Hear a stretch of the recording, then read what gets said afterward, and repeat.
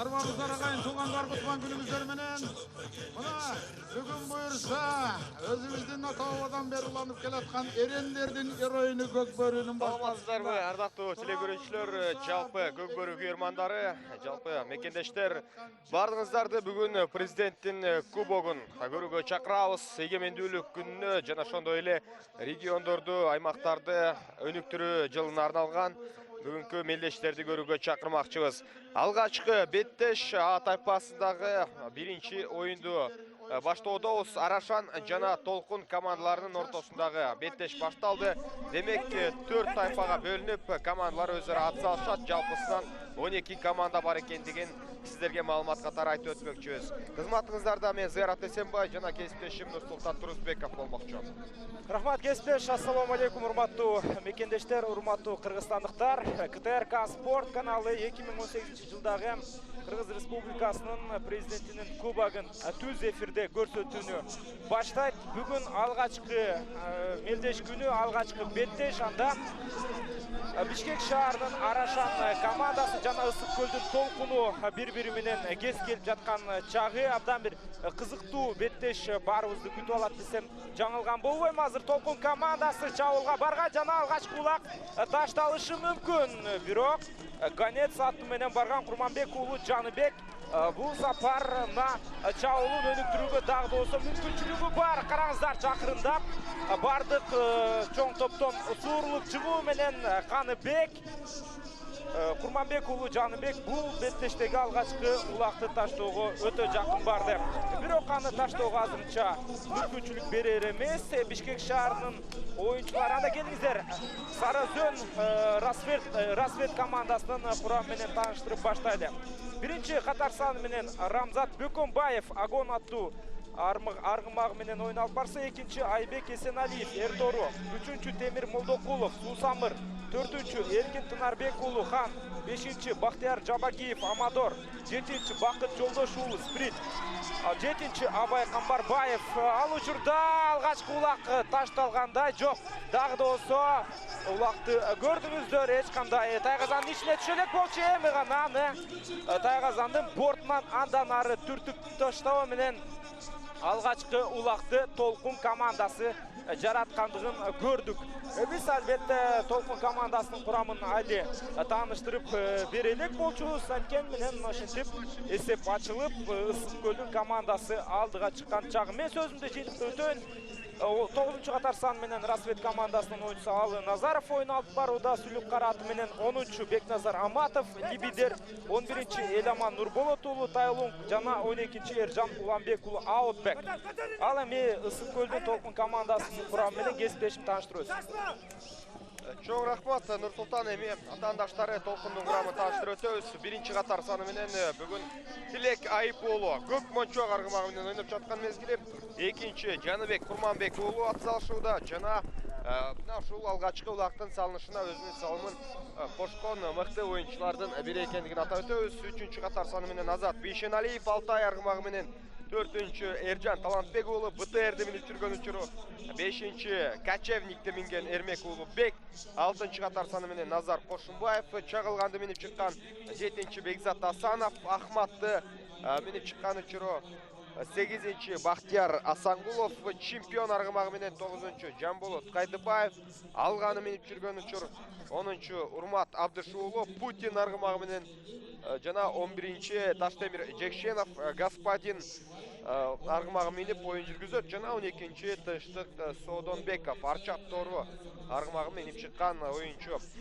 Кубатбек Аскарбеков жана ошондой эле Таалай Ниязовдор бул команданын жетекчиси, ал эми машыктыруучусу Толубай Жылкыбаев экендигин сиздерге айтып өтмөкчүбүз. Өзгөчө бир мыкты деңгээлдеги жана тең ата оюнду көрүү менен бул Беттеште баштап алган учурубуз. Саутка чыгып кеткендиги үчүн азыр кайрадан Айып тегерекченин ичине жайгаштырылып, андан соң 1-1 ойын жүрүп жаткан мезгили. Демек, жекеме-жекеден канчалык кемиси ийгиликтүү болот, азыр чогуу байкайбыз.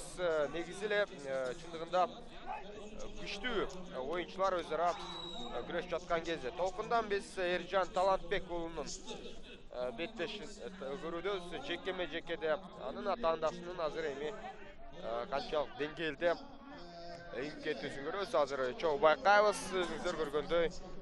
Мына эми бул жерден аягына чейин эч кимиси улакка эңкейип жете албай жаткан мезгили, бири-бирине эңүүгө жол бербей жаткан учур жана Толкун оюнчусу экранда Эржан Талантбек уулу БТР менен учурда атаандашынан бекем тартып жылуу алууга аракетин көрөт жана каптал тарапка аутка чейин келип оюндан четтеп кеткендигин көрүүбүз. Оюнчулар демек бул ат майдандын так ортосунда жайгашкан борбордук айлампада улак жайгаштырылат. Андан кийин гана биз албетте тирешти аягына чейин көрмөкчүбүз. Бул мезгилде жекеме-жеке кайрадан орун алууда. Жекеме-жекеден улакты эңкетүү бул эң алгачкы ийгилик, албетте чабуулдун башталышы. Жекеме-жекеде эң эле мыкты үйрөтүлгөн, тапталган аргымактар чыгып ат салышары бизге маалым. Ошондуктан улам азыр эми эки тараптын тирешин чогуу көрөбүз. Буга чейинки алгачкы мындай көрүнүштөрдүн биринде Толкун командасынын оюнчусу ийгиликтүү болгондугун көрө алганбыз. Азыркы жолкусунда эми эки тарап бирдей тирешип жаткан учуру. Жана кайрадан Толкундун оюнчусу Эржан Талантбек уулу. Жана алмашуу азыр дароо ушул жекеме-жеке жүрүп жаткан учурда Толкун командасы тараптан жасалгандыгын көрүүбүз. Талаа үстүнө Бактияр Асангулов чемпион аргымагы менен кирип келгендигин байкоодобуз. Демек, бул өзгөртүү командага канчалык деңгээлде эми жардамын берет. Бул оюн албетте жекеме-жекеден командадагы оюнчулар чыккандан кийин гана байкалат. Ал учурда 1-0 болуп калгандыгына байланыштуу оюнчулар алмаштырылды.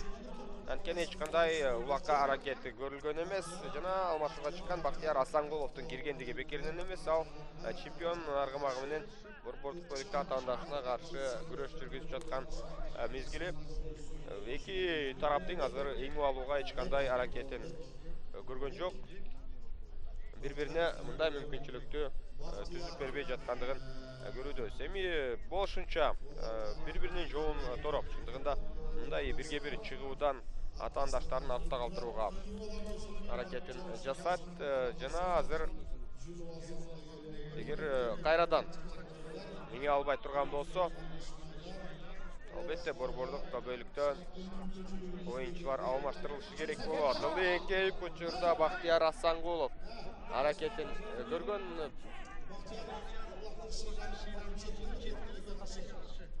Демек, азыр эми чогуу байкайбыз. Эсиңиздерге сала кетели, бүгүн Арашан жана Толкун командаларынын беттеш орун алып жаткан мезгили. Жекеме-жекеден Толкун атаандаштарына азырынча бул позицияны бербей жаткан мезгили. Ошондуктан мына эми көпкө чейин узап калгандыгын байкоодобуз. Алгачкы улакты Толкун оюнчулары ыргыткандыгын эсиңиздерге сала кетебиз. Эсеп учурда 1-0. Эсеп сандар дагы болсо 1-0 боюнча сакталууда. Азыр жекеме-жеке чыгууда Толкун командасынын өкүлдөрү улакты жерден эңип алгандыгын көрдүк. Ал учурда урматтуу мекендештер, сиздерге тактоо иретинде Арашан командасынын курамын кайра баштан айтып өтүүнү туура көрүүбүз. Анда аны тыңдап туруңуздар. Арашан командасынын негизги 12 оюнчусу төмөнкүдөй.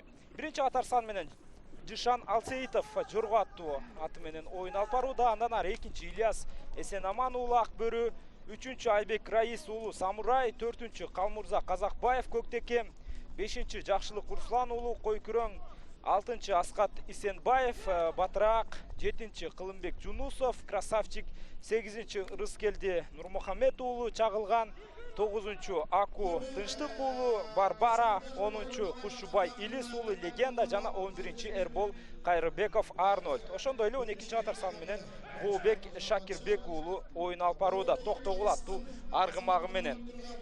Азыр Толкун командасынын тайгазанына жакын жайгашкан ошол тегерек чийиндин ичинде кезектеги жекеме-жеке чыгуу эрөөлүү орун алууда. Арашан командасынан 1-чи номердеги Жушан Алсеитов чыкса, ал эми алардын атаандаштарынан Эржан Талантбек уулу БТР менен чыккан. Эми БТР канчалык легендарлуу ат экендигин баарыңыздар жакшы билесиздер.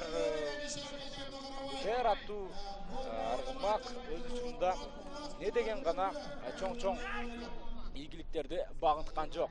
Азыр белгиленген 1 мүнөттүн ичинде эки тарап тең, жерден улак тең болуп, андан ары чабуулду уланта албагандыгына байланыштуу кайрадан кийинки жекеме-жеке чыгуу катталууда.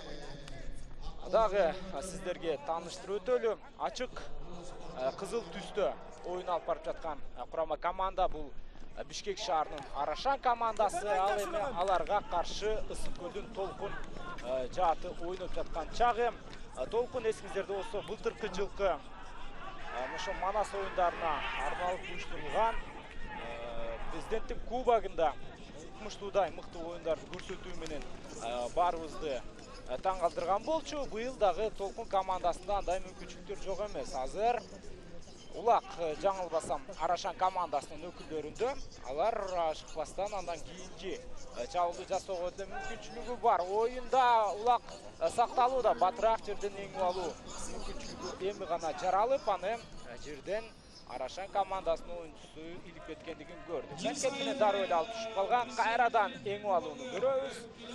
Урматтуу мекендештер, жакында буйруса 3-чү бүткүл көчмөндөр оюндары башталат. Демек бүгүндөн баштап биз көкбөрү боюнча эң бир чоң ири салмалыктарга ортоктош болуп турабыз десем туура болот. Кыргызстан курама командасы көчмөндөр оюндарында буйруса өзүнүн эң бир мыкты оюнун көрсөтүп, баарыбызды кайрадан кубантат деген ишеним чоң. Ошого байланыштуу дагы курама команданын негизин түзгөн биримдик агайуу, достук жана таластын ынтымак командаларынын өкүлдөрү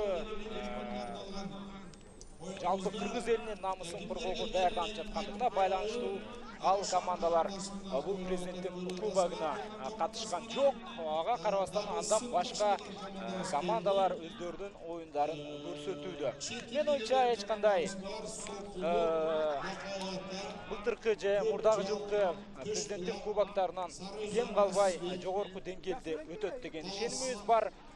Бирок чынында дагы моюнга алып коюш керек. Эң мыкты демилген командалар тилекке каршы бул белдеште жок. Азыр кайрадан жерден улакты эңип алуу үчүн болуп жаткан 1-1-1 жоон топтун ортосундагы эрөөл.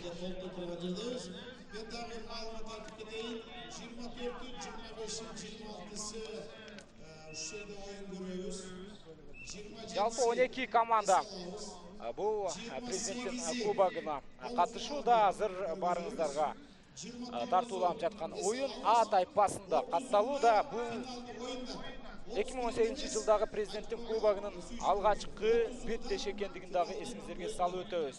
Азыр жерден улакты эч кайсы тарап эңип албаган соң, ортодогу калыс улакты Арашан командасынын тайгазанынын жанындагы тегерек чийинге таштады жана кезектеги жекеме-жеке чыгуу Арашан командасынан Жакшылык Руслан уулу кой күрөң менен чыкса, ага каршы Эржан Талантбек уулу БТР менен чыккан. БТР кайрадан өзүнүн мыктылыгын көрсөттү.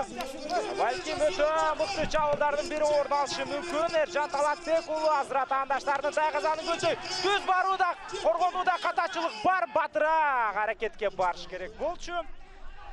Эржан Талантбек уулу бул сапар баарын тең укмуштуудай мыкты жасаган. Футбол тили менен, спорттук тили менен расмий тилде айта турган болсок, дриблингде мыкты деңгээлде жасай алды. Болгону эң акыркы убакты таштоого гана бир аз шашып калган. Ержан Талантбек уулунун ага карабастан Толкун командасы чабуулдукту токтоткондон азыр өздөрүнүн жарым аянтына барып, андан ары кийинки жүрүштү жасоого аракетин көрүшөт. Айып уулу ылдамдыкты кошуп жаткандыгын байкоодо. Бирок коргонуу азыр өз ишин мыкты аткарууда. Арашан командасынын өкүлдөрү бул ирет эми буга чейинки кетирген ороо катачылыкка жол бербеши керек. Балким Ержан Талантбек уулу бир аз кечигип калган болсо, ал катачылыкка Тилек Айып уулу таптакыр мүмкүнчүлүк бербеши дагы толук ыктымал. Азыр ылдамдыкты кошушу шарт. Толкун командасынын биринчи номердеги оюнчусу улакты жерге таштап салды. Андан соң Жаныбек Курманбек уулу улак үчүн келген жана мыкты мүмкүнчүлүк бар чабуулду жасоого. Экинчи номердеги Жаныбек Курманбек уулу азыр атаандаштардын тайгазанына жалгыз барууда жана экинчи улак бар. Экинчи улак бар, экинчи салым. Толкун командасы бул президенттин кубогунун эң негизги фавориттеринин бири Арашанды азыр 2-0 эсебинде артка калтырып баштаган чагы.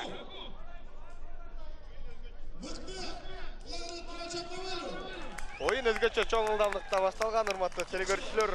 Алгачкы чабуулдарда эле Толкун өздөрүнүн чеберчилигин көрсөтүп атаандаштарынын тайгазанына жакындап келген болчу жана анысы дагы оңунан чыгып, алар 1-0 эсебинде алдыга чыккан. Азыр эми эсепти 2 эселентүүгө жетише алышты. Демек эсеп 2-0. Биринчи бөлүктө эле ортосунан ашып калгандыгын айта кетебиз. Демек 3 бөлүк 20 мүнөттөн орун алат жана ошол 1 сааттык оюн алкагында биз мыктыны аныктамакчыбыз. Бул болгону тайпалык оюн. Бирок тайпалык оюндар канчалык маанилүү экендиги бизге маалым. Ошондуктан улам алгачкы упайларды чогултууга командалар талпынып жаткан мезгили. Азырынча Толкун бир тайгазанды көздөй гана оюн жүрүп жаткандай, бирок эми бул минималдуу артыкчылык, кандыктан жалаң гана бул биринчи бөлүктөгү жүрүп жаткан аракети менен азыр Толкундун чоң үстөмдүгүнөн биз кабар бере албайбыз чындыгында. Анткени Арашан дагы ушул камбэк жаратып, атаандаштарына эсеп боюнча, салымдар боюнча жетип келиши толук ыктымал. Эң башкысы командалык байланыш, андан тышкары бири-бирин түшүнүүсү, коргонуусу мыкты боло турган болсо. Командалык оюн болгондон кийин ар бир позициядагы оюнчу өзүнүн кызматын жакшы аткарыш керек, оюнчулардын ортосундагы байланыш жогорку деңгээлде болуш керек.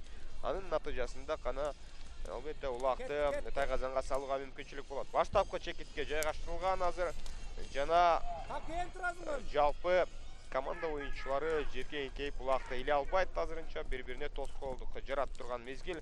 Бирок эми кимиси иле турган болсо анда чабуулга качууга аракетин жасайт. Жалпысынан биз жогоруда айтып өткөндөй 12 команда ат салып жаткан кезде аутка чыгып кеткендигин көрө алдык. Арашан оюнчусу ээлип мына ошол каптал тарапты көздөй жылып барган жана атаандаштары түрмө топ сыртка сүрүп чыгаргандыгын көрө алдык. Демек так ортодо жайгашкан айлапанын ичинде азыр жекеме жеке бирге бир чыгууну көрөбүз. Буга чейин дагы мындай күрөштөр орун алды.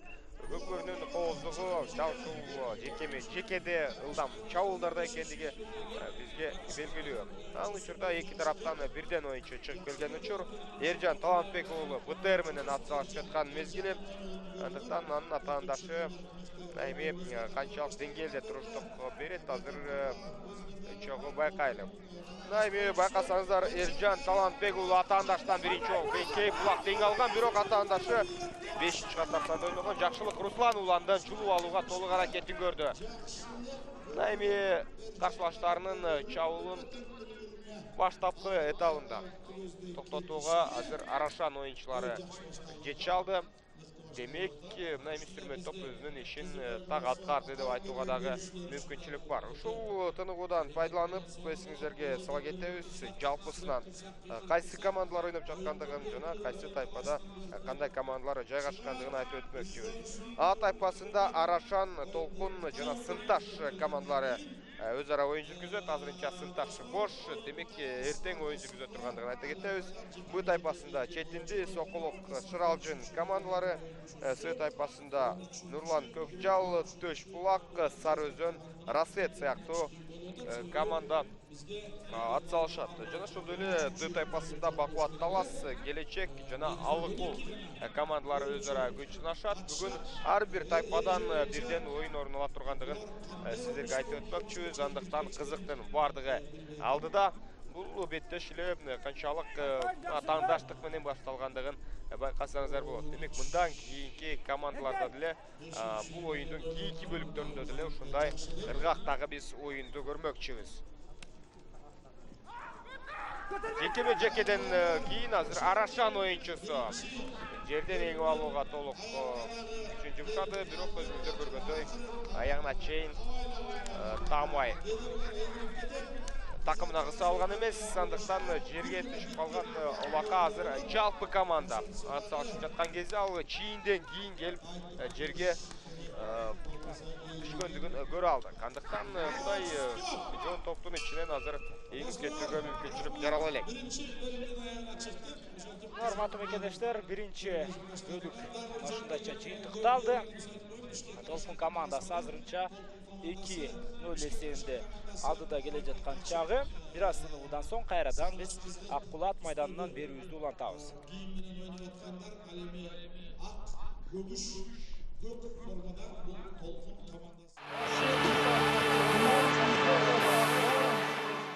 Кеттигемесе уақытты қарап тұрады. Урматтуу мекендештер, биз кайрадан Бишкек шаарында жайгашкан Аккулат майданына кайтып келебиз. Жана Кыргыз Республикасынын 2018 жылдагы президентинин кубогун уландуу түрдө көрмөкчүбүз. Биринчи беттеш А тайпасындагы Толкун жана Арашан командалары кескилип жаткан чагы. Азырынча биринчи бөлүктөн соң эсеп сандары 2-0 Ысык Көл областынан келген Толкун командасы эсеп сандарын ачуу менен атаандаштарынан азырынча ишенимдүү түрдө алдыда келе жаткан чагы. Дагы болсо жерден улакты эңип алуу Толкун командасынын өкүлдөрүнөн болду. Жаныбек Курманбек уулу өздөрүнүн жарым аянтынан айланып андан кийин гана ылдамдыкты кошууга аракеттенет. Бирок ага Ильяс Акбөрү аты менен Ильяс аттуу көп бөлүкчү Мустафа Оңой менен мүмкүнчүлүк бербей жаткандай.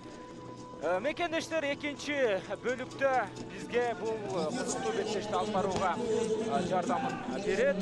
Көкбөрү боюнча Адис азыр чабуулду көрүп туралы, өтө кооптуу, аягына чейин жеткен жок. Кайрадан эле Көкбөрү боюнча Адис Номат каскадерлор тобунун мүчөсү Эдил Молдалиев мырза биздин жаныбызда.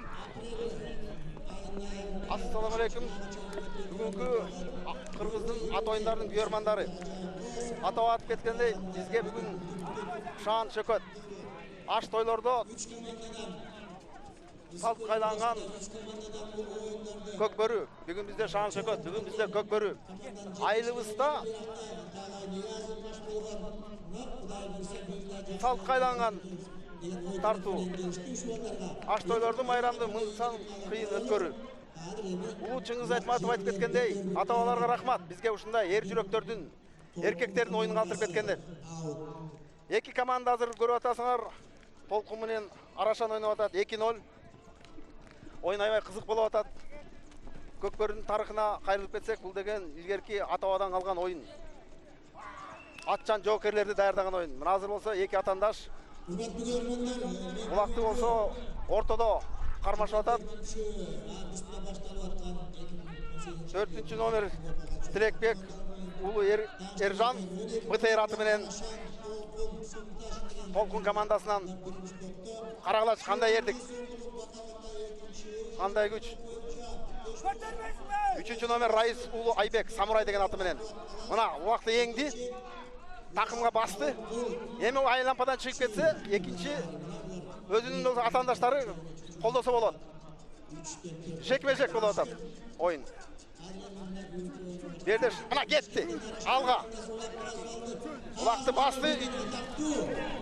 Тайгазанды көздөй кетти.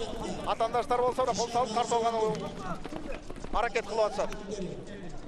Özümüzdün ataklı Araşan Ayıl Özber Ulaqtın. Бұл деген бекерден ойынның атын көк көрмес та.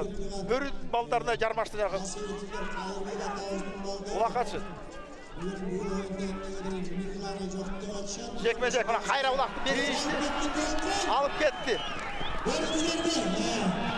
Толқын командасына Улақ қазір. Тайқазанға алып баратышат. 13-ші номер. 12 yıl olmasından 8 komanda takar bizim bir hepsinden beri Tomray'ın beri Tomray'ını Cetörsün oyunu Düşünüptü. Ana, gol oldu. Жақсы, аябай жақсы oldu.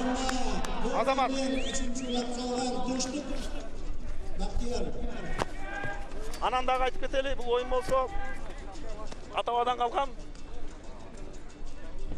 ықмалары бар, оларды еңіш керек, басыш керек, алып барып ташташ керек. Бұл футболда өйлі.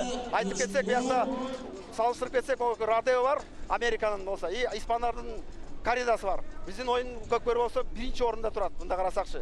Берді кебіргесте батыр-батырды жеңіп етеді, ат-атты жеңіп кетеді. Ошон үшін біздің аттар берді қиын болсы керек көкбөрді.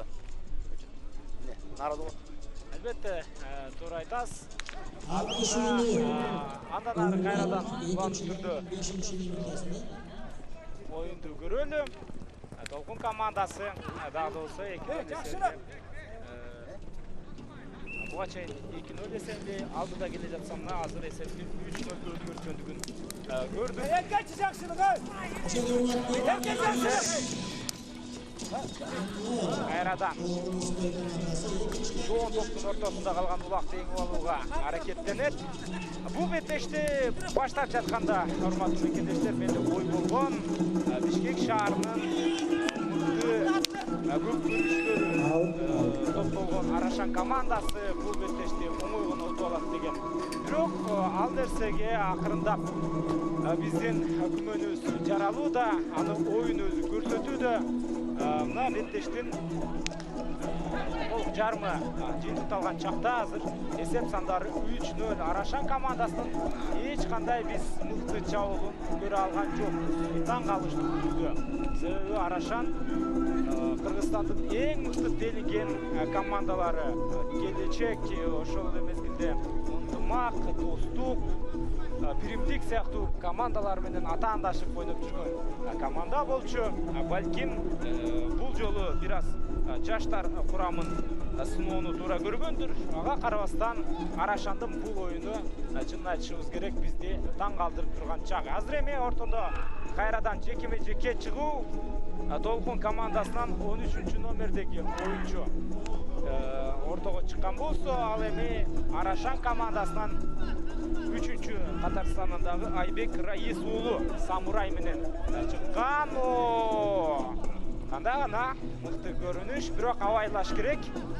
Мындай жерде балким кайсы бир спортчу жаракат алып калышы дагы мүмкүн. Жерден Улакты еңип алууга Айбек Раис уулу ээ болду. Арашан командасы сейрек кезишке чабуулдар орун алат. 3-cü номер Арашан командасында Айбек Раис уулу Самурай деген аткен. Муну бирден бири Улакты Арашан командасында birinci top başında duran komanda Araşan dep жүрөбүz. Быйыл Бишкектин 100 жылдыгында дагы булар Медешке катышып Арашан командасынын атынан чыгып жүрөт. Өзү Арашан деп Алабидин районундагы ошол чабуулда жүргөн Тайказанга жакындап барышы керек азыр эми. Улар кайрадан турганда көрдүңүздөрбү кандай жаш жигиттер бар мына аякта жаңылып бактырып Кишандан жүрүп кетти азыр Кишандан Жаку. Ки салымды жаратууга барууда байкай туралы. Бирок бул ирет Жаныбек Курманбек уулуна Арашандын оюнун мүмкүнчүлүк бербеди. Анткени менен толкун кайрадан толкун ташып уланып жаткан чагы. Жетиякта ойнауыздар ортодагы Демек есеп 3-0 буга чейинки эткөн эсебинде бир убакта салып бираз үстү болгондугун да көрүбүз. Командасы жалаң гана алардын иш аракеттеринин чыгып жаткандыгын байкообуз. Арашан деле бир топ жылдан бери тажрыйбалуу командалардын катарына кирет. Ошондуктан улам биз аларды эсептен чыгарбай туралы. Бул экинчи бөлүктүн 8-минутасы демек экинчи таймдын дагы ортосуна келип Азыр эми экинчи бөлүмдө жок дегенде бир улактыгы турган болсо, Арашан командасында үчүнчү бөлүмгө карата жакшы мүмкүнчүлүктү алып жөнөшөт. Ар бир бөлүм өзгөчө, бири-биринен айырмаланып жүрө тургандыгы бардыгыбызга маалым. Ошондуктан убакыттан эртерээк биз Арашанды жеңип деп эсептейбиз. Турмакчыбыз Толкун дагы эми Коргондун бөлүгүндө канчалык күчтүү ойнобосун, алар улак салдырып коюшу да жеке-жекеде бардыгы байкалат. Чындыгында кимдин күчтүү экендиги, кайсы команданын аргымактары чыдамкай жана жогорку деңгээлде тапталгандыгы. Азыр эки тараптан бирден оюнчу киргендигин көрүүбүз. Арашандан мына эми беттешке чыккан оюнчу Самурай Айбек чыккандыгын көрүүбүз. Жана анын атаандашы Эржан Талантбек уулу борбордук бөлүккө азыр эң алууга толуу аракетин көрүүдө. Буга чейин эми жалаң жеке-жекеде бир команда иликпеди деп айтуудан алысыраакпыз. Кени бирде Толкун, бирде Арашан ийгиликтүү болуп, мындай жеке-жекелерде анык бир команданын күчтүүлүгү аныкталган жок. Ал учурда Толкун мына эми борбордук бөлүктөн ийгиликтүүрөөк. БТР менен Эржан Талантбек уулу атаандаштар азыр тайгазаны көздөй бет алып жерден улакты илген соң сүрмө топ өзүнүн ишин жасап азыр байкасаңыздар Арашан атаандаштарынын мындай чабуулунан коргонгондугун көрүүдөбүз. Демек азыр кайрадан жеке-жеке бирге бир чыгып орун алат. Жеке-жекеде Толкундан Эржан Талантбек уулу БТР менен өзүн көрсөтүүдө, атаандаштарынан Раис уулу Айбек күрөшүп жаткан кезде Самурай менен азыр эми кайрадан дал ушул позициядан күрөштө көрмөкчүбүз. Бул эң алгачкы беттеш, урматтуу телекөрүүчүлөр, эсиңиздерге сала кетебиз. Эгемендүүлүккө карата уюштурулуп жаткан президенттин кубогу аймактарды өнүктүрүү жылына карата беттештер экендигин дагы айта кетмекчибиз. Азыр улак так ортого жайгаштырылышы керек, эрежеге ылайык, андан кийин гана оюнду улантууга мүмкүнчүлүк болот. Азыр өзүңүздөр байкагандай эки тарапта кайрадан бирден оюнчу бирге бир чыга турган кезде бул жолкусунда Толкундан мына эми башка оюнчу келгендигин көрүбүз. Эржан Талантбек уулу эмес, азыр мына эми Содонбек уулу келген сымал жана Арашан оюнчулары жолкусунда толук илип такымына баса алган жок. Байкасаңыздар канчалык ошол бекем кармай турган болсо жеке-жекеден кийин чабуул көрсөтүүгө жакшы мүмкүнчүлүк түзүлмөк. Бирок Арашанда аягына чейин андай эми чабуул болгон жок. Андыктан Толкун ошол заматты улакка аракетин көрүп эңип кетүүгө жетише алган жана эки тараптын оюнчулары аутка жакын жерден байказандан алысыраак кайрадан өз аракетин азыр аутка чыгарып жүрүүгө аракет жасайт. Негизи оюн алкагында боюнча байкасаңыздар мына эми өзгөчө чоң аракет жана Толкун оюнчулары кезектеги ийгиликтүү аракетти жасады. Өзүлөрү байкагандай 4-үчү, 3-үчү жана 2-нчи катарда оюн жүргүзгөн оюнчулар жалпы аракети менен барып бул убакта тайгазанга ыргыткандыгын көрүп алдык. Ошол жерден Ильяс Илеман уулу, Руслан уулу Жакшылык жана Казакбаев, Калмурза сыяктуу оюнчу үстүккө менен аракетин көрүп, бул чабуулду жалпы командалык күч менен жыйынтыгына чыгара алышты. 32-нчи минутта аягына чыгып барууда. Демек экинчи бөлүм экваторунан ашып калгандыгын байкоодобуз. Дагы 9 мүнөттөй, 8 мүнөттөй оюн бар. 8 мүнөттүн ичинде мына эми Арашан улак салбасан да бир таймдын алкагында эсепте теңеп кетти. Өтө эле оор болот. Азыр байкасаңыздар Арашан оюнчусу жерде жаткан учур мына эми көкбөрүдө кандай гана учур бар болбойт. Көкбөрүнү бир гана баатырлар ойноп келген. Азыр мына эми Арашандын курамындагы 6-чы катарында ойноп жаткан Аскат Ишембаев жерде анын атаандашы аргымагы менен келип атайын деле аткан жери жок. Азыр мына эми оюнчуга тез жардам мына эми чыныгы баатырлар өзара күрөшүн жүргүзүүдө. Биз албетте оюнчуга тез соолук каалайбыз. Кудай сактасын баласын. Ысык болуп атат, байкагыла абайлап ойноңуздар балдарыбыз, Кудай сактасын.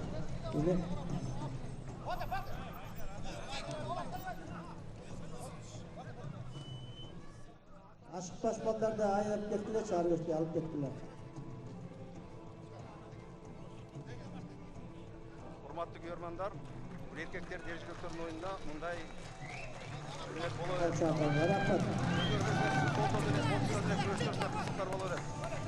Ені 2 минутқа жаза мамыға біз жарақат алған бұлақшыға денсаулық қалаймыз. Ойын қайра жүріп атады. Екінші ойын 12 ойын жарақат алған ойыншы болса алмаштырады. Ені ақырына қоя тұрлы ойынды бастабағылар. Алмашуға толық ойыншылар жетішті, андықтан біз жарақат алып қалған ойыншыға толық қойдың денсаулық қалайбыз. Мұндан ары қарыдан тез ат майданына қайтып келіп, командасының қатарына қосылышына тірекешіміз. Научырда ұлақ қайрыда баштапты жегітте жегітеміз, бұға чейінгі түшкен. Бұнан орында қалғандарға 17 жашта бұлар.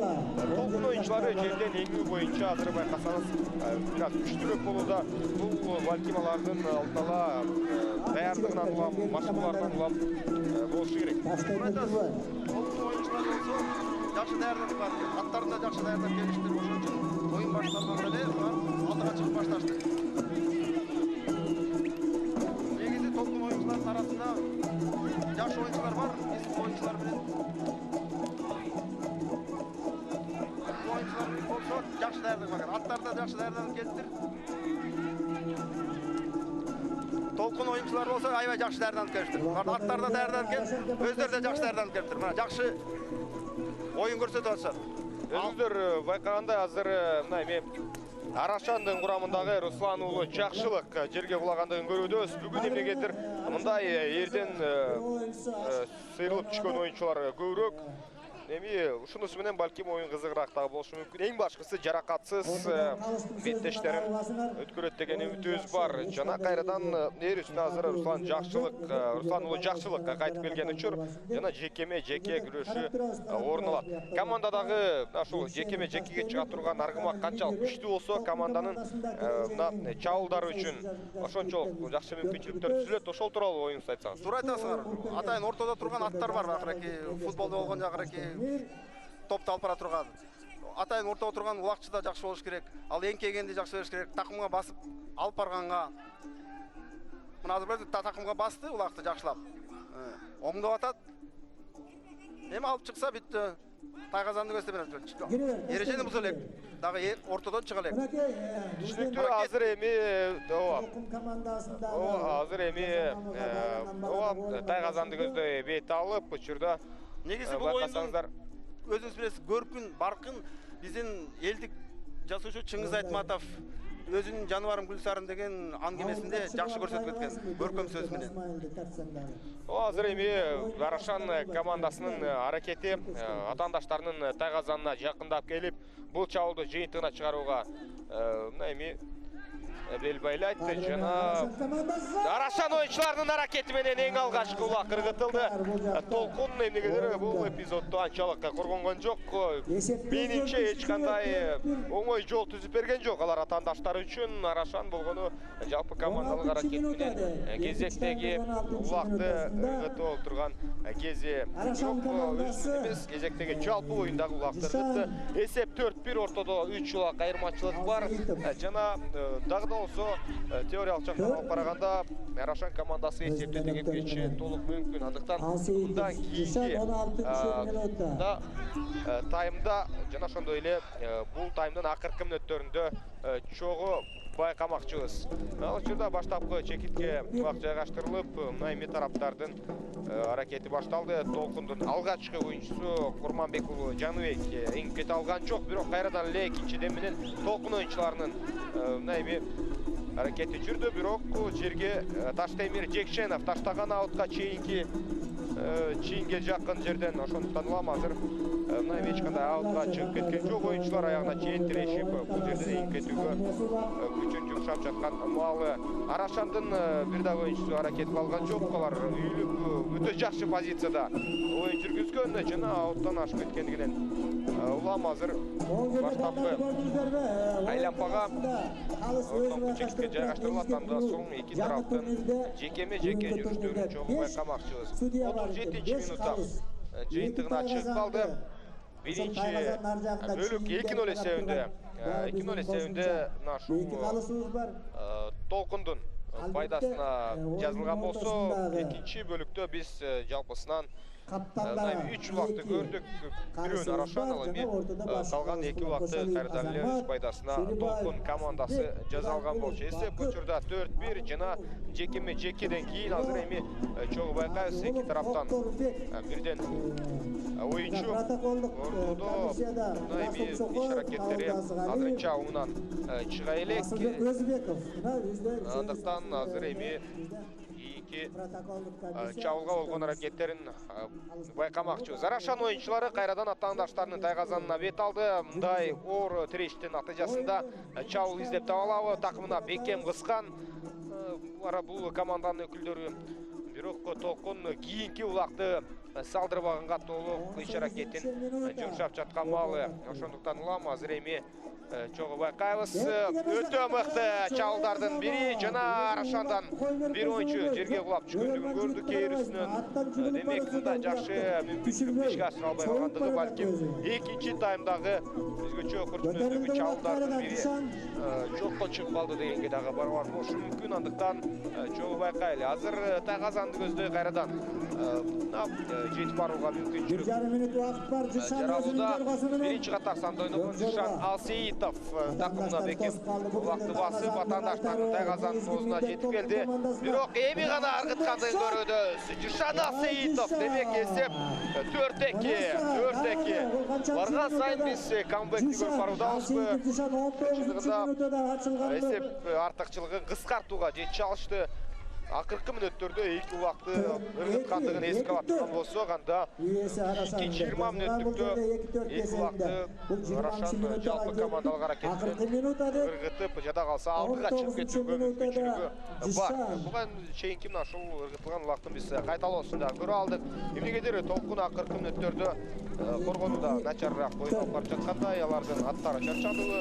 Бирок эми жалпы мындай чоң мелдешке даярданган команданын аргымактары bir gündөгү жалпы bir беттешке толугу менен чыдашы керек.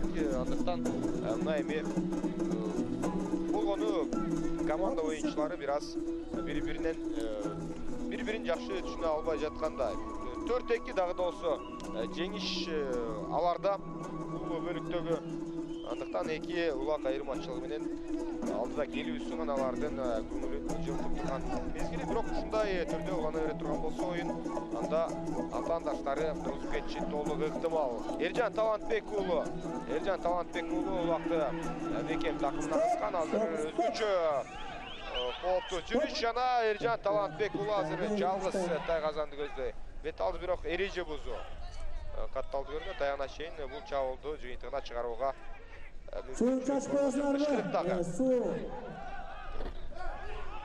жаңырды азыр көрөбүз. Эч кандай кереги жок.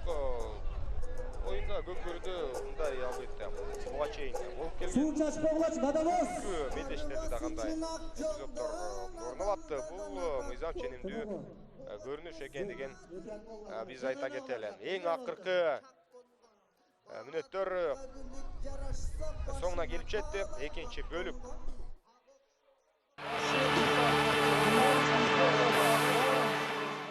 Дәуір жолы урматтуу мекендештер, биз Бишкек шаарындагы Кулат майданынан салам айтабыз. Жана Көкбөрү боюнча 2018 жылдагы Кыргыз Республикасынын президентинин кубогун уландуу түрдө көрмөкчүбүз. Азыр биринчи беттеш А тайпасындагы Арашан жана Толкун командаларынын ортосунда болууда. Эки тайм жыйынтыкталды. Азырынча эсеп сандары 4-2.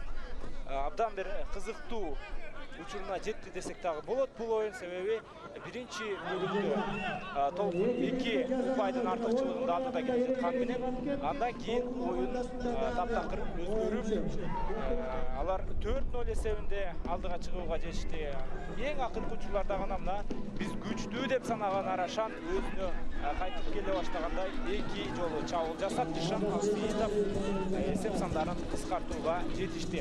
Азыр Толкун командасынын катарынан Азат Бейшеналиев жаза маңызында тұрған чағы, жаза маңында тұрған чағы, себебі ал буга чейин ойын эрежесин бузуп калыс тарабынан ошол оюндан четтетилген болчу. Эми азыр оюнчулардын үстөмдүгүн Арашан командасы бул иретте колдоно алабы же жокпу, биз үчүн беймаалым. Арашан командасынын оюнчусу Жакшылык Руслан Койкүрөң менен азыр улакты такымына басып, андан артынан каршы чабуулду жасоого дагы бара жаткан чагы байкай туралы. 3 коргоочу болсо дагы азыр Толкун командасы аз экендигине карабастан мыкты коргоонун үлгүсүн көрсөтүүдө. Эгерде ушундай эле оюнду алып бара турган болсо, Толкун 3-бөлүктө эч кандай улакты атаандаштарына салдырбашы дагы толук ыктымал. Бир оюнчу аз экендигине карабастан ушундай мыкты коргонууну жасап жаткан Ысык Көл облусунун Прама командасын, Толкун командасын мактап алкыштап койсок болот. Бирок бул жерде жакшы мүмкүнчүлүккө ээ болду Арашан кийинки улакты салууга жана ыргытуу бар. Эсеп сандары 3-4 Азамат. Бул сапар 8-чи катар санында ойногон Рыскелди Нурмухаммед уулу Чолпон аттуу, Чагылган аттуу аты менен эсеп сандарын бир улакка чейин, бир салымга чейин кыскарта салды. Эми Арашан командасы спорт тили менен айтканда камбекти же болбосо кайтарып келүүнү жасоого өтө жакын. Байкай туралы барган сайын бул оюндун кууну бааланып, абдан бир кызуу өнүгүүдө. Демек эсеп 4-3, экинчи таймдын башталышында өзүңүздөр билгендей эсеп 4-0 айланган. Жана экинчи бөлүктө өздөрүнүн 2 улагын ыргытып, алдыга Толкун командасы чыккан болчу. Азыр катары менен 3 улагды ыргытып, Арашан эсепти теңеп коюуга жакын келгендигин көрүүбүз. Демек биз мына ошол чечүүчү 3-чү бөлүктүн атагында эсеп теңелмек түгүл, Арашандын пайдасына чечилип калышы мүмкүн деген пикирди айтканбыз. Демек азыр ошол нукта, ошол сценарийде беттешип уланып бара жаткандай, жана 3-чү улагын Арашан командалык жүрүштөрүнүн натыйжасында, чыныгы ылдамдыктын натыйжасында ыргытып, эсеп 4-3. Жана бул жолкусунда Арашандын курамындагы Бактияр Асанкулов өзгөчөлөнгөндүгүн биз айтып өтөбүз. Азыр Толкун оюнчулары чындыгында Толкун оюнчулары өздөрүн колго албай турган болсо, же болбосо бул беттештин башталышындагы жалпы ыргакты кайтарып келбей турган болсо, анда алар чындыгында бул беттеште жеңилип калышы мүмкүн. Ал эми мындай беттеште жеңилүү өтө эле аянычтуу экендиги анык эле көрүнүп турат.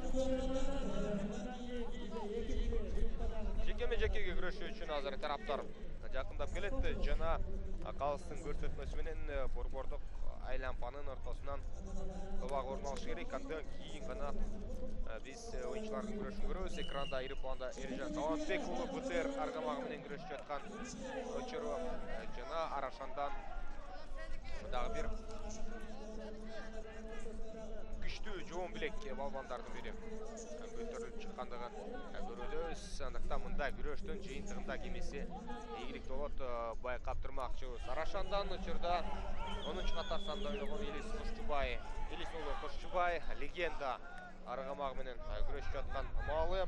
Андыктан эми такымына бекем Элис уулу Кошчубай кысып алган учур атаандашы Эржан Талантбек уулу азыр эч кандай талаша албайт атаандашынан. Анткени ушул берки тарапта кармап улакты өзүнүн карамагына толук өткөрүп алгандыгын көрүүбүз. Арашандын кезектеги чабуулу бирден оюнчу атаандаштарын жабыш керек мындай учурда жана Тайгазанды көздөй бет алып азыр Арашандын 4-чү улагы салынабы? Эки оюнчу иш аракет жасап, байкасаңыздар азыр Тайгазандын оозунда окуя уланып жаткан кезде биз карап турган ракурстан улак салынды жокпу белгисиз. Жана бул эпизоддо өзүңүздөр көргөндөй Тайгазандын оозуна барып улак түшкөн, аягына чейин бул чабуулду жыйынтыгына чыгара алышкан жок. Жана Толкун оюнчулары азыр болгону сыртта улакты сүйрөп чыгуудан башка айла тапкан жок. Алар жекеме-жеке күрөшүүлөрдү дагы акыркы убактарда күрөштөрдү жеке тиреште утулуп жаткан учур жана жалпы командалык иш-аракеттер боюнча өзүңүздөр көргөндөй азыр Арашан күчтүүрөөк. Дээрлик улак ушул Тайгазандан орун алганга аз гана калган, бирок акыркы аракеттер менен толкун оюнчулары тырмышып жабышкандыгын көрдүк. Демек, мына эсеп дагы да болсо 4-3, 3-чү бөлүктүн 6-минутасы жүрүп барууда. Дагы дээрлик 14 мүнөттөй убакыт бар. Андыктан балким толкундун азыркы тапшырмасы ушул эсепти сактап калыш керектир. Ал эми Арашан болушунча аракетин жасап эсепти тегегенге мына эми толук күчү жумшап жаткан маалы. Жекеме-жекеден азыр такымга бекем кысып Арашан оюнчусу Илис уулу Кошчубай легенда менен аракет көрүүдө. Эржан Талантбек уулу акыркы жекеме-жекелерде бир аз ийгиликсиз. Арашан азыр дал ушул жерден жабылга чыгуу аракетин жасайт. Атаандашын жанында чимиртип, андан кийин бет алууга даяр. Бирок эртерээк азыр толкун оюнчулары атаандаштарын жолуктурууда. Ооба, кеспеш туура айтасыз. Азыр толкун командасы ушул эсеп сандарын сактап калууга көбүрөөк аракетин жасап жаткандай. Бирок коргонуу менен команда ар качан жеңишке жетише албайт. Эң жакшы, эң ийгиликтүү коргонуу бул чабуул деген сөз бар. Азыр мынакей кийинки жүрүш Арашан командасынын оюнчусу 10 номердеги Кушубай Илис уулу жакшы мүмкүнчүлүккө ээ болууда, бирок улакты эч кандай мына чоң топтон суурулуп чыгып Тайгазандын алдына бара албай жаткан чагы. Сөзсүз түрдө азыр Кушубайга жанындагы өнөктөштөрү жардамга келиши шарт. Эсеп сандары теңелип эле кала турган болсо, анда балким Арашан бул алган күүсү менен жалпы беттешти жеңип алышы толук мүмкүн. Азыр биринчи эле беттеште ушундай деңгээли жагынан, күчү жагынан бирдей эки команданын ойноп жаткандыгы бул 2018-жылдагы президенттин кубогу укмуштуудай чоң кызыгуу менен өтөт дегенди түшүндүрүп тургандай. Себеби буга чейинки чемпионаттарда, буга чейинки Нооруз, 9 май майрамдарына өткөрүлгөн мелдештерде, биринчи беттештерде кайсы бир күчтүү команда алсыз командаларды бир эсепте жеңип алчу. Анда эсеп биринчи оюнда бүгүн катталар эмес. Арашандын чабуулу дагы болсо марасына жете элек, бирок өтө кооптуу абал жаралууда жана ыргытыш керек. Ачык аймак жаралган болчу. Бирок Арашан оюнчулары бул сапар жетишкен жок. Өз учурунда Тайгазанды көздөп бул улакты салууга, бирок дагы да болсо мүмкүнчүлүк сакталууда. Эми гана эсеп сандары өзгөрөт. Эсеп сандары өзгөрдү. Эсеп 4-4, урматтуу мекендештер. 4-4.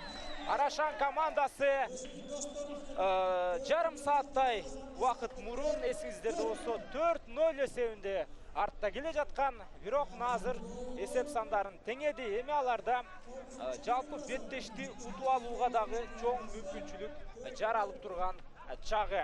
Бул нерсени жасоого Бишкек шаарынын көкбөрүчүлөрүнүн эрки жетти, күчү жетти. Эми балким алар алдыга чыгып кетиши дагы толук ыктымал. Бирок ал нерсеге Ысык Көл областынан келген толкун командасынын оюнчулары эч кандай мүмкүнчүлүк бербеши шарт.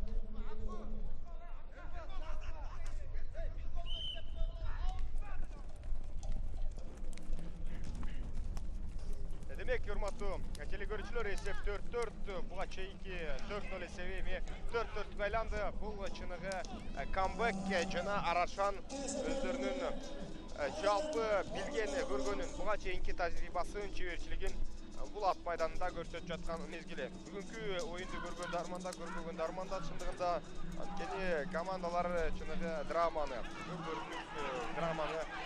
көрөрмандарга тартуулап жаткан маалы.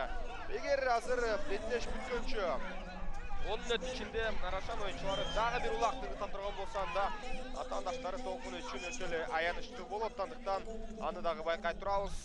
Толкун оюнчулары эмнегедир буга чейинки ылдамдыкты басаңдатып койгондой жана өздөрүнүн жүрүштөрүн сапаттуу түрдө жыйынтыгына чыгара албай калышты. Алар эми кайсыл жерден катага жол бере баштаган. Аны дагы ойлонуп көрсөк болот.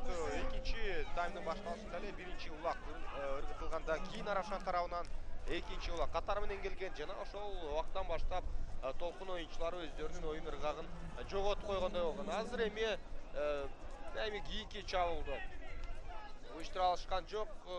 Сүрмө топ өзүңүздөр көргөндөй аутты көздөй атаандаштарын сүрүп чыгарып жетишүүдө. Азырынча толкундун атаандаштарынын тайгазанына жакындап барган чабуулдары жок бул таймда ачыгын айтканда.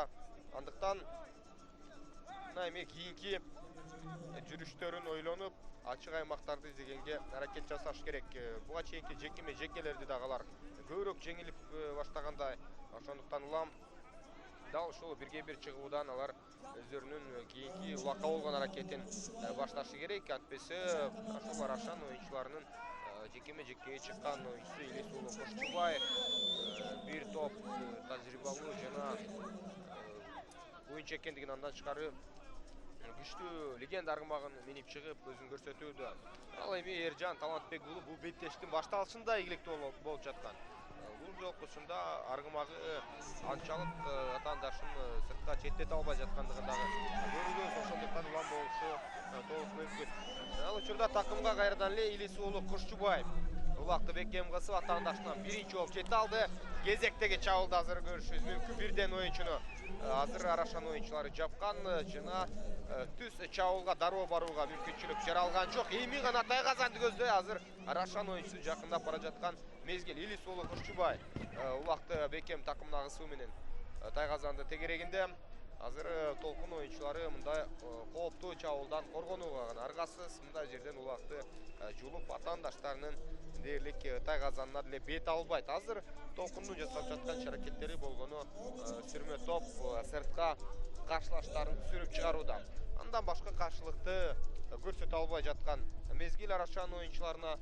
Бул тайпалык оюнда чындыгында эң алгачкы эле беттеш кандай деңгээлде башталгандыгын көрүүдө. А тайпасында бул эки командадан сырткары сынташ жайгашкан. Андыктан кийинки оюндарында эми сынташты бул эки команда тең жеңиши ыктымал. Бирок алдын ала албетте жыйынтыктар таптакыр эле белгисиз фаворит команданы орто деңгээлдеги командалар деле жеңип коюшу толук ыктымал. Биз жогоруда айтып өткөндөй эң эле күчтүү өлкөнүн мыктылары ынтымак, достук, биримдик сыяктуу командалардын оюнчулары бул беттештерде жок. Алар көчмөндөр оюндарына даярданууда. Жана азыр жекеме-жекеден эми толкун оюнчулары убакыт алууга жетише алды.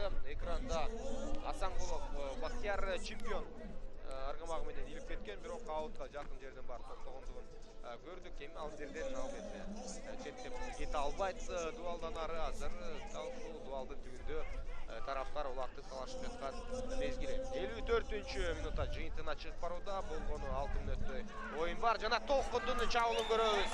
Эржан Талантбек уулу азыр аргымагынын күлүктүгүн көрсөтүшү керек.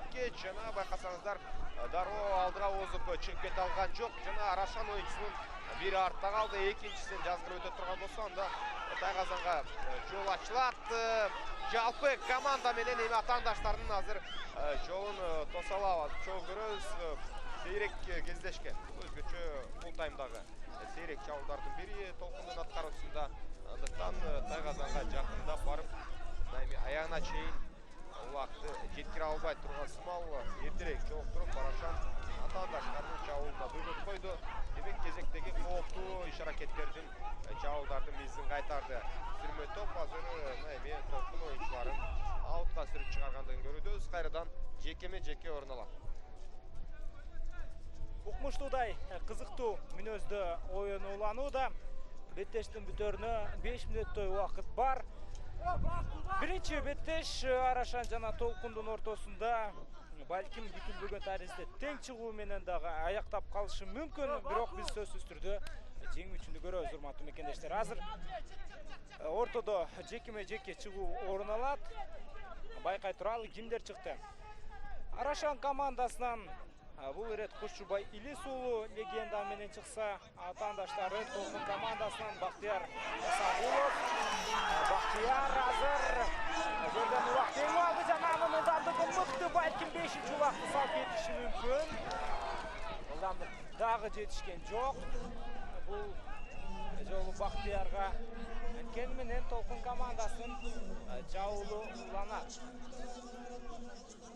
Жок, кандайдыр бир техникалык катачылык орун алгандай. Калыс оюнчулар менен азыр кандайдыр бир абалды кеңешүүдө. Андан соң биз сөз түрдө оюнду улантуу түрдө көрөбүз деген ишенимибиз бар. Эсеп сандарынын 4-4 болуп калышы чындыгында баарыбызды таң калтырууда. Толкун командасы мынчалык мыкты оюнду мен оюмча Арашанга каршы көрсөтөт деп көптөр күтпөсө керек. Бирок алар биринчи бөлүктө, экинчи бөлүктүн башында укмуштуудай оюнду көрсөтүп, 4 улакты жоопсуз жарата алышкан. Анткени менен Арашан жаман түшүнөн кеч ойгонсо дагы өз учурунда өздөрүн кармашып, белдерин бууп, андан кийин гана 4 улакты салгандыгын көрдүк. Эми мындан кийинки улак чечүүчү болуп калышы мүмкүн. Ким азыр упай жарата турган болсо, ошол команда алгачкы жеңишти камсыздап кетери күтүлөт. Буйруса 2 сентябрдан 8 сентябрга чейин кереметтүү ысык көлдүн жээгинде 3-чү көчмөндөр оюндары күтүлүүдө. Ал жакта Кыргызстан курама командасы көк бир оюнча оюндарын өткөрөт. Биздин башка атаандаштарыбыз Казакстан курама командасы. Азыр 9-чу номердеги Арашан командасынын оюнчусу Акбу Тынчтык уулун ортодогу Калыс. Жок, бул 5-чи номердеги Жакшылык Руслан уулу.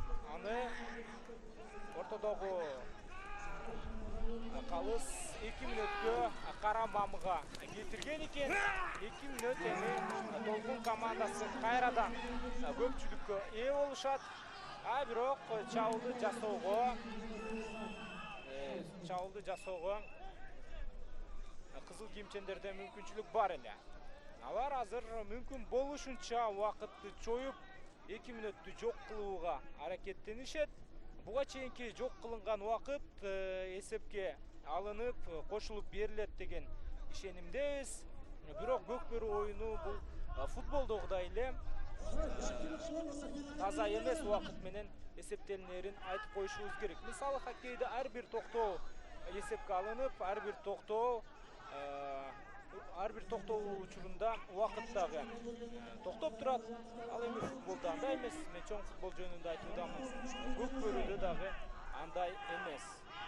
Азыр жекеме-жеке чыгуу эрөөлүү кайрадан буга чейинки 2 атаандаш бири-бирине каршы турууда. Арашан командасынан Кушубай Илис уулу, Толкундан болсо эсиңиздерде болсо буга чейин мыкты таризде жерден улакты эңип кеткен Бактияр Асангулов улак үчүн күрөш өткөрүп жаткан чагы. Жакшы, биринчи болуп улакка эңген Арашан командасынын оюнчусу, бирок өз учурунда ал ишенимдүү таризде улакты колуна ала алган жок. Бирок дагы да болсо Бишкек шаарынын оюнчуларында мүмкүнчүлүк бар. Байкай туралы Кушубай Илис уулу азыр жерден улакты эңип алып, өзүнүн такымына басты. Балким кийинки чабуул өтө кооптуу болушу мүмкүн Толкун командасынын оюнчулары үчүн. Азыр 4-чү оюнчу Арашан командасынын оюнчусу Жакшылык Руслан уулу 2 мүнөттүк карамамыдан соң кайрадан талайга аралашкандыгын көрөбүз. Чабуулду жасоого Арашанда мүмкүн болобу же жокпу? Байкай туралы өтө кызыктуу учур. Эң акыркы чабуулдардын бири балким ушул жерден Бишкек шаарынын өкүлдөрү 5-4 эсебинде жеңишти камсыздоого өтө жакындап барышы күтүлөт. Толкун эң акыркы күчүнүн баарын тең чогултуп, коргонууну жасап жаткан чагы. Ал эми Арашандын максаты бир, алардын тилеги азыр 5-чи улакты салуу. 60-чы упай 60-чы мүнөттү бүттү, убакыттагы жыйынтыкталгандыгын стадиондогу, ипподромдогу алып баруучу. Айтып өттү, урматтуу мекендештер, биринчи беттеш ушинтип 4-4 эсебинде тең чыгуу менен жыйынтыкталды.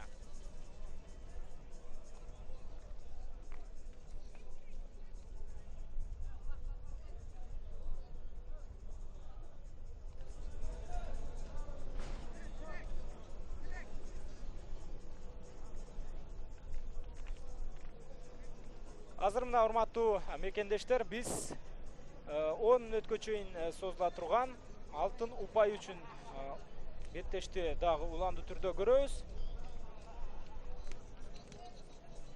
Азыр калыстар тобу кеңешиде. Жок. Чамамда беттеш бүткөндөй жааттарга бирден упай берилеби. Азыр калыстардын кеңешип жаткандыгын көрүүдөбүз. Бир аздан соң баары белгилүү болот.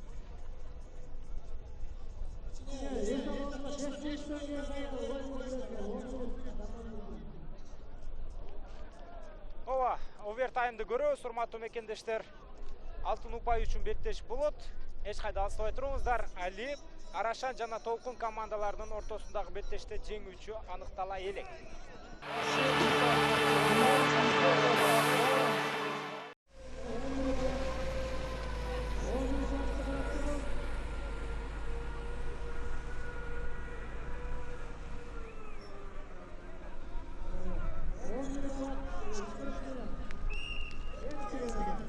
Урматтуу мекендештер, биринчи беттештин жеңүүчүсүн аныктоого кайрадан кайтып келебиз. Арашан жана Толкун командалары оюн алып барууда. Жыйынтыктоочу убакты салууга чейин, алтын упайга чейин беттеш болот. Кайсы команда азыр убакты биринчи жолу 10 минутанын ичинде таштап кете турган болсо, анда ошол команда жеңишке жетишет.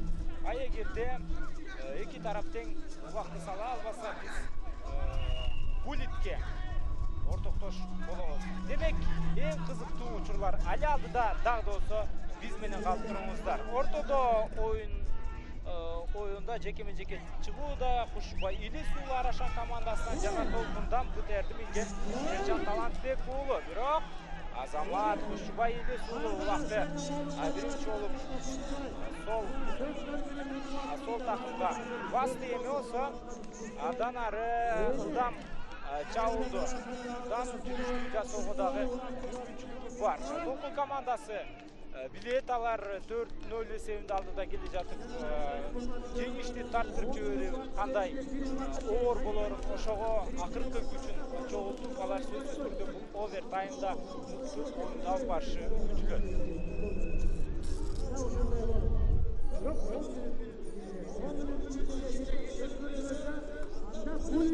Азыр эми биз жеңүүчүн аныктоо үчүн кошумча 10 мүнөт берилгендигин көрүүдөбүз. Алгачкы чабуулдардын бири бул бөлүктөгү чечүүчү мүнөттөр, чечүүчү көз ирмемдер. Андыктан ар бир жеке-жеке, ар бир чабуулду өзгөчө көңүлгө алышы керек командалар антпей турган болсо, бүгүнкү беттеште өзгөчө толкунду ийгиликсиз жүрүштөр чыкпашы мүмкүн. Тактап айтсак, алар бүгүн упайларын атаандаштарына тарттырып жибериши ыктымал. Алардын чабуулдары деле кайрадан өзүнүн алкагында өтө ийгиликтүү дегендер. Алыспыз. Арашан командасы өздөрүнүн оюн темпин, ылдамдыгын тагып алгандай. Ошондуктан улам алар азыр мыктылыгын көрсөтүүдө. Эгер беттештин биринчи бөлүгүнөн кийин фаворит команда дал ушул Толкун экендиги байкалган болсо, жалпысынан 4-0 эсеби жаралып экинчи бөлүктү кошкондо, экинчи бөлүктүн жарымынан кийин атаандаштары жалаң өздөрүнүн мыкты жүрүштөрүн жасай баштаган. Бул чемпионаттагы же болбосо президенттик кубогундагы эң эле күчтүү командалардын катарында катышып жаткан командалардын арасынан, андыктан чемпиондук наамга күрөшүп жүрүп жаткан командалардан экендигин биз баса белгилей өтмөкчүбүз. Жеке-жеке күрөш орун алып жаткан Учур жана Арашан оюнчусу азыр эч кыйынчылыксыз такымына улакты кыскандыгын көрүүдөбүз. Илис уулу Кошчубай, ага каршы Эржан Талантбек уулу оюн жүргүзүүдө. Эржан Талантбек уулу эми толук улакты талаша алабы? Азыр чогуу байкайлы. Қалған команданың ойыншылары да келігішуге оқу қалды. Бұл чейінден Чықмайын башқа ойыншылары қосыла албай тұрғандығын есіңіздерге сала кетеміз. Азыр Арашан ойыншылары улақталған соң эми кейінгі жүрішке барат. Ырыскелде Нұрмұхамбет ұлы улақты қармап тұрған мезгіл, жана толық бойдан Арашан ойыншылары көзөмөлдүктү жүргүзүүгө аракетин улап жатқан мезгіл. Бирок ошол эле учурда бул күрөшкө Айып уулу Тилек Көкмончок менен өтө активдүү кошулду, жана Арашандын азыр чабуулуна чогуу күбө болобуз. Улакталар Замат Гүлүк аргымактары менен алдыга озуп чыгууга аракетин күчтөп жаткан мезгили. Ошондуктан улам эми кезектеги жүрүшкө азыр көңүл бурмакчыбыз. Бул жолкусунда эртерээк толкун oyuncular атаандаштарын токтотууга үлгүрүп жаткан кези, жана аягына чейин эми Арашандын Ырыскелде Нурмухамбет уулу чагылган менен жетчалау чогуу чагылган, атына заты жарашып, эми ылдамдыгын өлчөтө турган аргамак болуш керек. Ар бир аттын өзүнүн сапатына жараша аты бойло тургандыгы белгилүү. Ошондуктан эми чагылганды азырынча ылдамдыкты жүргүзө алган жок. Тайгазанга жакындап баруу эң башкы максат азыр Арашандын, анткени буга чейин Тайгазанга жакындап келүүсү кыйын болгон. Ал эми 4 улакты тең ошол тапшырманы аткарып Тайгазанга тушма-туш келип, андан кийин гана жалпы командалык аракеттен жалпы оор күрөштүн жыйынтыгында улактар ыргыталган. Ошондуктан улам татаал күрөштүн натыйжасында ушул Арашан жеңүүчү болуп чыгып жаткан кези, балким Тайгазанды түнүп атсалар ыктымал болушу. Экранда Жаныбек Курманбек уулу ал бекем улакты такымына кыскан соң каршы чабуулга чыгат. Айып уулу Тилек жана Жаныбек Курманбек уулу эки оюнчу менен Тайгазанды көздөй бет алып бара жаткан кезде эч ким тоскоолдук эми жүргүзгөн эмес, байкасаңыздар. Анын аргымагы Тайгазандын оозуна барып токтогон жок. Эң башкысы сиздер көргөндөй чындыгында Тайгазандын оозуна барып токтогон жок. Аргымак ошол жерден аттын үйрөтүлгөнү канчалык деңгээлде тапталганы байкалат. Чындыгында Тайгазандын оозуна барып таамай токтоп бере турган болсо, анда албетте 100% түрдө ыргытууга мүмкүнчүлүк болмок. Ошондуктан улам азыр колдо турган жеңишти толкун oyuncuları чыгарып жиберди. Мындан кийин мындай чабуул болобу жокпу, ал дагы башка суроолордун бири. Ошондуктан улам азыр эми кийинки жүрүштөрүнө көз жүгүртмөкчүбүз. Аутту көздөй командалар чыгып кеткен үчүр калыстын кызыл желеге желбиреди. Азыр тараптар кайрадан Арашан oyuncularынын Тайгазанына жакын жайгашкан айланпанын ичинде жеке-жеке күрөшүн жүргүзөт, жана кайрадан эле бирге бир чыгуунун натыйжасында жеңүүчүнү аныктайбыз. Элис уулу Кошчубай экранда. Андан тышкары албетте жоон билек балбандардын бири Жаныбек уулу Курманбек кирип келген. Бирок азыр эми өзүңүздөр көргөндөй мына эки тарап өздөрүнүн күрөшүн жүргүзө баштаган мезгил. Эми бул жолкусунда Арашандын Элис уулу Кошчубайдын минген легендасы мына учурда өзүңүздөр байкагандай буга чейин Жаныбек Курманбек уулу минген аргымак азыр туруктук бере алган жок, жана Элис уулу Кошчубай такымына бекем кыса элек болчу. Азыр өзүңүздөр көргөндөй толук ишенимдүү түрдө карамагына ала элек кезде атаандаштары келип чып жабышты, жана улакты тартып алуунун жолун издеп жаткан маалы. Жана ушул жерден өзүңүздөр байкагандай азыр күрөшкө Шакирбек уулу Болбек катышкандыгын көрдүк токтогул аргымагы менен. Бирок Эржан Талантбек уулу такымында азыр улакты кармап турган мезгили. Эржан Талантбек уулу аутка жакын жерде оюн жүрүүдө. Эми жерден чындыгында сүрмө топ аракетин көрсөтүп сыртка сүрүп чыгара алабы жол көрөбүз. Негизи бул жерде толкун oyuncuları Тайгазанга жакындап келип, андан кийин ыргытууга аракетин көрөт. Бул 10 мүнөттүк дагы соңуна жетип келсе, анда биз булиттерин көрөбүз. Урматтуу теле көрүүчүлөр, Ал булиттер дагы сейрек кездешкен мына ошол көрүнүш болгону менен өтө кызыктуу экендигин айта кетебиз. Азыр толкун оюнчулары атаандаштарынын тайгазанына жакын келген, чын ыргытууга өтө жакшы мүмкүнчүлүк бар. Болгону көмөктөшкөн эч кимиси жок. Азыр толкундун курамындагы Бекзат Асановго. Андыктан эми команда жапатырмак аракет кылып турган болсо гана ыргытууга мүмкүнчүлүк ачылат. Арашандын оюнчуларынын бири Айбек Раисов дагы жетип келгендигин көрдүк. Азыр өз карамагында улакты кармагандыгына карабастан толкун оюнчулары жабылуу жыйынтыгына чыгара элек.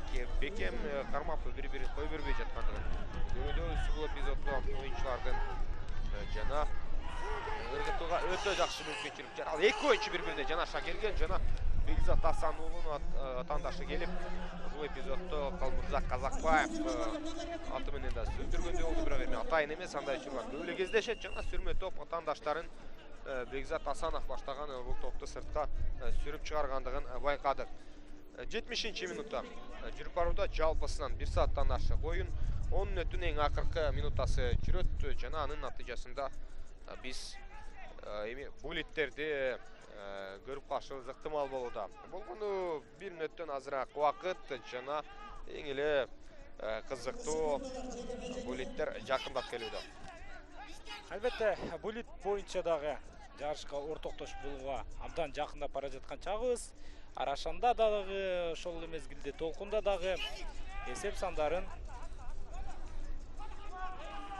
өзгөртүүгө мүмкүн болгон. Азыр жекеме-жеке аягына чейин чыкпайт, убакыт жыйынтыкталып калды. Убакыт бүттү, урматтуу мекендештер. Эсеп 4-4 боюнча сакталып калды. Эми биз булитке өтөбүз. Булиттин шарты барыңыздарга жакшы белгилүү. Бир коргоочу, бир чабуулчу ортого чыгат дагы. Хоккейдегидей эле десек болот.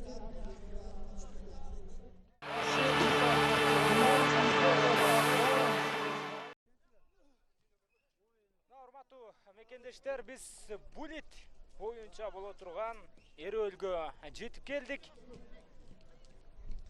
Азыр биринчи болуп Арашан командасынын өкүлү булитти ишке ашырат. Байкай туралы, бул Айбек Раис уулу. Жана Айбек Раис уулу биринчи улакты таштоого өтө жакшы мүмкүнчүлүгү бар, салыш керек. Ай-ай-ай. Түшпөй калды, мүнөт. Түшпөй калды. Азыр калыстар тобу чечим чыгарууда, бирок 3-төн 2 бөлүгү түшүшү керек улактын. 3-төн 2 бөлүгү түшүшү керек. Тайгазанга эсепке алынган жок.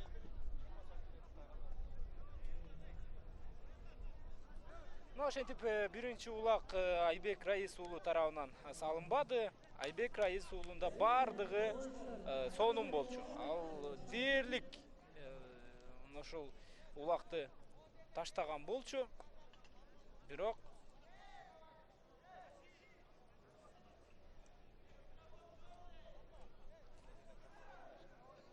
натыйжада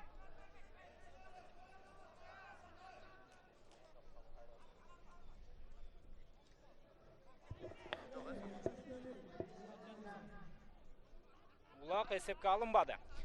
Улак эсепке алынган жок, урматтуу мекендештер, андан ары улануу түрдө көрөбүз. Демек, эми бул жолкусунда толкун оюнчусу Тайгазанды көздөй жакындап бара жаткан кези жана ыргытууга өтө жакшы мүмкүнчүлүк. Эң алгачкы улакты биз эми Тайгазандан орун алгандыгын көрөбүз. Таштемир Жекшенов господин аргымагы менен барып, мына эми сызып жеткендигин көрөбүз. Эсеп мына эми толкундун пайдасына өзгөрдү, бирок дагы да болсо жакшы мүмкүнчүлүк бар. Алдыда толкун командасы. Эми мындан кийинки азыр Арашандын оюнчусу салабабы, жок баны күтөбүз. Азыр эми эсеп сандар 1-0. 3 мүмкүнчүлүк бар. Арашан командасы сөзсүз түрдө азыркы улагын ташташы керек. Жайлатылган тасмада биз кандай таризде Таштемир Жекшеновдун улакты бул булиттен таштагандыгын көрүп өттүк. Байкасаңыздар, Толкун командасының аттары, арғымақтары біраз ылдамдуырақтай көрінеді. Бұға чейінки ойын жүрішінде өтілі байқадық аны. Еме булиттен алынырсы өте чоң маниге екендігін дағы ұнытпашуыз керек. Азыр еме Арашан командасының өкілі нашыл үшінші тегерек чейінден кейінке булитті жасауға бара жатқан чағы. Байқай тұралы. Жақшы мүмкіншілік бар азыр. Жақшылық Руслан олында жана! Ай-яй-яй! Еме үшін иінге алып жетейін деген даны түшіріп қойды. Түшініксіз азыр шындығында Жақшылық Руслан олының бұл әрекеті. Бәлкім иіні ұйып кеткенде. Түшкен жоқ, урматтуу мекендештер.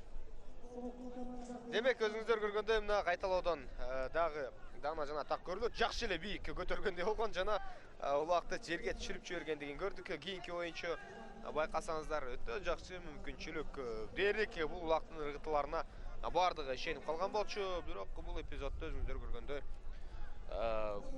улақты Раис улы Айбек алғач салалған емес.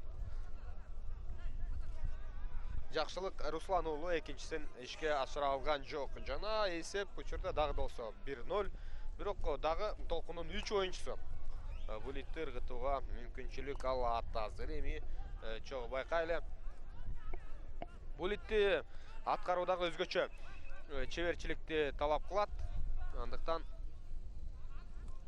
азыр эми чоғы байкайбыз кийинки оюнчулардын иш аракеттери аткарылат. Жана калыстын ышкырыгы берилген соң аргымакка эми атаандашы жетпейт болгон ыргытуу кандай деңгээлде болорун чогуу байкайбыз. Тайгазанга токтоп бере турган болсо мүмкүнчүлүк бул. Жана өзүңүздөр көргөндөй эми 7-чи катар санда оюн жүргүзгөн Бекзат Асанов Ахмат менен барып, мына улакт менен кошо өзү Тайгазанга кулагандыгын көрдүк. Демек эсеп боюнча 2-0. Ал эми эки жолу Арашан оюнчулары сала албагандыгын айтып өтөлү. Мына урматтуу мекендештер, үчүнчү улактар, үчүнчү булиттер орун албайт. Себеби беттештин тагдыры чечилип калды. Биз Толкун командасынын бул жеңиши менен куттуктайбыз.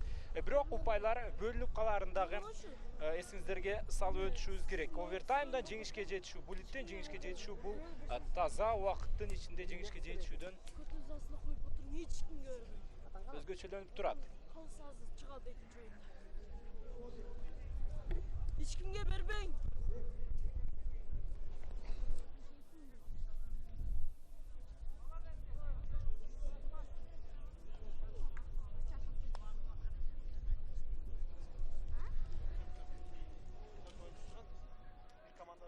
Мына урматтуу мекендештер, азыр Арашан командасынын кийинки оюнчусу булитти орундатууга жакын барууда. Oyun taqdiri dерлик чечилип калгандай көрүнөт. Эми бирок балким мындан кийинки эки булитке Арашан командасынын өкүлдөрү кандайдыр бир үмүт артып жаткандай. Күтө туралы 4төн мүмкүнчүлүк берилет. Мен өз сөзүмдү оңдоп кетейин. Андан кийин азыр Арашан командасынын оюнчусу сөзсүз түрдө бул улакты салыш керек. Жаңылбасам Кушубай Илис уулу кийинки булитти орундатууга барууда. Кушубай Илис уулу буга чейинки оюн жүрүшүндө өзүн жакшы жагынан көрсөткөн. Ылдамдыкты азайтты, ашыгар эмес жана Азамат. Мына ушундай эле таштап коюш керек болчу буга чейинки анын командалаштары деле. Өтө ылдамдыкты чоңойтуп барышып, натыйжада улакты таштай албай калгандыгын көргөнбүз. Ага караганда Толкундун оюнчулары алдаганча салкынгандуулук менен оюн көрсөтүштү. Балким ушул жерден азыр жалпы беттештин куну жыйынтыкталышы толук мүмкүн. Спортчулар өздөрүнүн ден соолугун курмандыкка салып, мына ушундай катуу заттардан түзүлгөн тайгазанды уруп болсо дагы, ага жыгылып кулап болсо дагы улакты таштоодо бул кыргыздын нагыз эркинен кабар берет.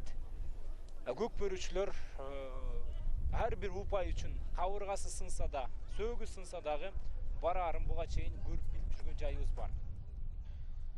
Эгер азыр Толкун булитти 3-чү жолкусын аткара турган болсо жеңүүчү аныкталат. Ошондуктан улам мына эми азыр толкун оюнчуларынын өзүнөн көз каранды экендигин айта кетебиз.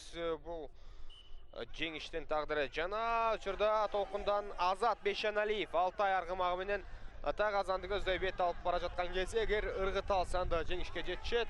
Ыргыта албаса мына эми толкун командасы бүгүнкү беттеште жеңүүчү аталып отурган кези. Булиттер боюнча эсеп 3-1. Кийинки Арашан командасынын оюнчуларынын ыргыта турган булиттин эч кандай мааниси жок, кажети жок. Ыргыта алса дагы жеңишке жетише алмак эмес. Эсеп 3-1 түрүндө булит боюнча жыйынтыгына келип жетти. Толкун оюнчулары ийгиликтүү жана бүгүнкү беттеш максималдуу түрдө аягына чейин келип жетти, урматтуу телекөрүүчүлөр. Андыктан дагы да болсо алдыда оюндар уланат, эч кайда алыстабай туруңуздар демекчибиз. Мындан кийин 7-жана сокулук командаларынын беттеши орун алышы керек.